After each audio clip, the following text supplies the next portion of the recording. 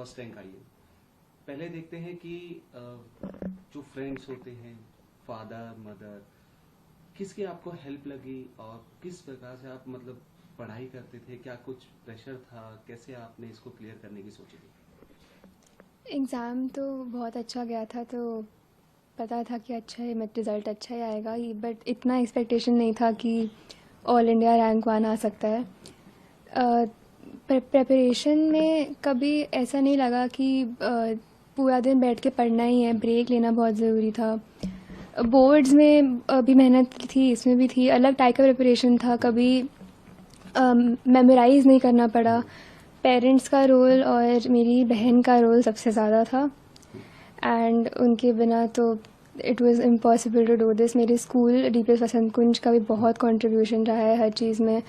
I think अगर आपने boards के लिए प्रिपेयर कर लिया एक लेवल तक, तो सीयूईटी भी इतना डिफरेंट नहीं है। बस प्रिपरेशन एनसीईआरटी से ही की थी, प्रीवियस क्वेश्चन पेपर्स बहुत सॉल्व करे, और बस कभी ऐसा नहीं लगा कि कि ऐसे ऑल इंडिया रैंक 1 ही लाना है। बस एक्सपेक्टेशन थी कि अच्छे से क्लियर हो जाए। कभी पेरेंट्स ने या किसी ने कभी प्रेशर नहीं डाला कि इतना रैंक लाना है या 1-2 लाना है, तो उसकी वजह से मैं खुद ही अपने आप पे कॉन्फिडेंस बिल्ड कर पाई कि हो जाएगा, जो ऐसा होगा तो वो होगा। और बस वही था कि because it's all a relative race. कभी ये सोच के नहीं गई सेंटर में कि सबसे ज़्यादा मुझे ही आता है या फिर मुझे सब आता है, बट वहाँ जाके जब देखे क्वेश्चंस की ये भी आता है ये भी आता है, और कॉन्फिडेंस बिल्ड हुआ। एंड एग्ज़ाम सेंटर से बाहर निकल के बहुत खुश थी कि अच्छा ही गया है कभी, पर बस God was kind and I could secure this rank. देखिए, सीयूईटी का एग्जाम है, लाखों बच्चे देते हैं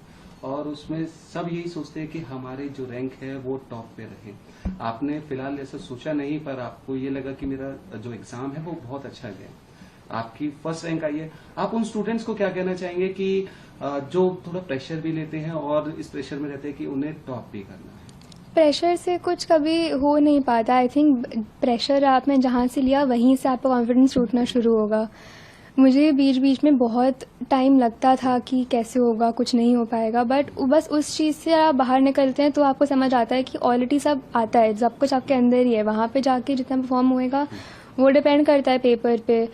माई grandfather always to say that it's 95% hard work and 5% luck. For me luckily 5% luck, वो उस दिन मेरे सारे क्वेश्चन आते थे, बट मेरे लिए it worked out. But even if it doesn't work out for lot of people, I don't think they should be disheartened, because everything works out in the end for everybody, I think. क्या experience रहा आपका? जैसे कि आपने बताया कि सुबह से शाम तक जैसे काफी आवाज पढ़ना नहीं होता, बस अपने ऊपर कॉन्फिडेंस होता है।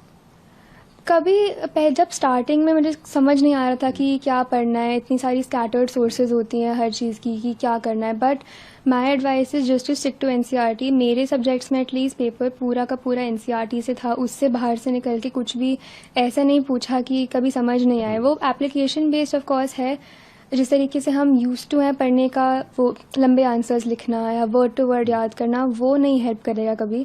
बट बस हर लाइन पढ़ना, प्रैक्टिस करना, लगातार प्रैक्टिस करना, हर रोज़ रिवाइज करना, डिसिप्लिन में रहना इज़ मोर इम्पॉर्टेंट दैन आप हर रोज़ बैठ के पूरा दिन पढ़ेंगे, कि उससे कभी कुछ एज सच मुझे हेल्प नहीं होती। तो that is my advice, that just keep calm, take breaks and revise regularly. कितनी खुशी हो रही है आपने फर्स्ट रैंक जो है आपने हासिल करी, कैसा लगता है?